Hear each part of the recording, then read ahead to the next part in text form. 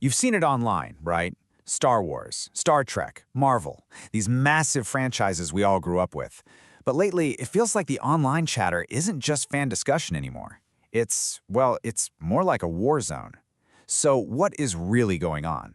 Let's get into it. Yeah, why does it feel like so many fans are basically at war with the very things they used to love? To try and get a handle on this, we're going to look at two really different case studies. We'll dig into a marketing analysis for Star Wars, and then we'll dive deep into a story critique of a Star Trek episode. It's going to be interesting to see where they overlap. All right, first up, let's talk marketing. Or more specifically, a marketing fumble. We're going to dive into a pretty data-heavy critique from the YouTube channel WDW Pro. And they are laser-focused on one thing, a super high-stakes Super Bowl ad for the next big Star Wars movie.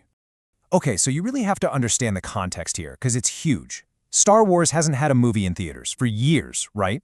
So Lucasfilm decides to use the Super Bowl, come on, it's the biggest advertising stage on the planet, to kick off the hype for The Mandalorian and Grogu. The goal seems simple enough. Get everybody pumped for Star Wars to finally come back to the movies. And get this, the price tag for this ad, according to the source, we're talking about an estimated $8 to $10 million for one ad. Just let that sink in. For that kind of cash, you're not just hoping people see it, you are expecting to own the conversation. So the big question is, did they get their money's worth? Well, this is where the critique really kicks in. The source points to the YouTube numbers. The Mandalorian and Grogu ad, even though it was posted on 3 huge official channels, Star Wars, Lucasfilm, and Disney, it was barely scraping 3 million views. But then you look at a competitor, the Minions and Monsters ad, it was on fewer channels and it beat them. So right away, the numbers they're not looking great.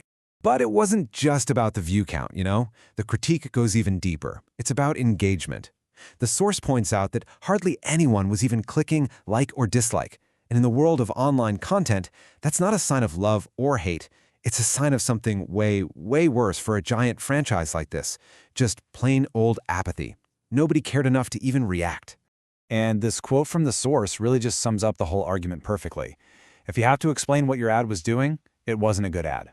That's the bottom line, right? The critique is that the whole thing was just confusing. People didn't even know it was for a movie. And if your marketing team has to come out later and explain what you were trying to do, yeah, you've probably already lost. Okay, so that was the marketing side of things. Now let's switch gears completely. We're going to move away from ad budgets and view counts and get into the nitty-gritty of storytelling itself. This second case comes from a review by the channel Heels VV Babyface, and they're taking a close look at an episode from a recent Star Trek show. So what's the beef here? Well, at its heart, this critique is all about what the reviewer sees as really basic, fundamental writing problems. The argument is that the episode's story just consistently undermines certain characters, while also just completely ignoring the established logic of the franchise. And here's how the source breaks it down. They point out what they see as a really clear pattern in how the characters are written. On one hand, you have these heroic male characters who are decisive, they make big sacrifices, and they end up dead. And on the other hand, the argument goes, you have female leaders who are written as emotional, incompetent, and basically needing to be rescued. This is the specific contrast that the reviewer is pointing to. And that leads to this really kind of brutal takeaway from the review. The source concludes that the episode's underlying theme is that good people died heroically saving their inferiors. Oof. So the argument is that whether the writers meant to or not, they ended up with a story where the most competent people die for the least competent ones. And for the reviewer, that was just a deeply frustrating message. And it wasn't just about the theme. The critique gets into some really specific writing issues. For instance, character abilities that are all over the place, like a Vulcan who's super strong one minute and not the next. Or plot points that just seem to defy the franchise's own rules, like, using a sonic weapon in space where there's no sound. Little things like that. And all of this, for the reviewer, points to one big conclusion, that the writers seem to care more about sending a message than they do about telling a good, solid story. Okay, let's pause for a second. We've got a Star Wars marketing critique over here and a Star Trek story critique over there. They seem like they're from completely different worlds, right? But what's fascinating is, when you start to look at the accusations being made, you start to see some common ground. And this is where it all comes together. Even though one is about marketing and the other is about story, look at the shared criticisms. Both critiques bring up this idea of disrespecting the legacy material. Both of them have this allegation that the message is being put ahead of the story. Both of them suggest that the current leadership at the studios is just failing.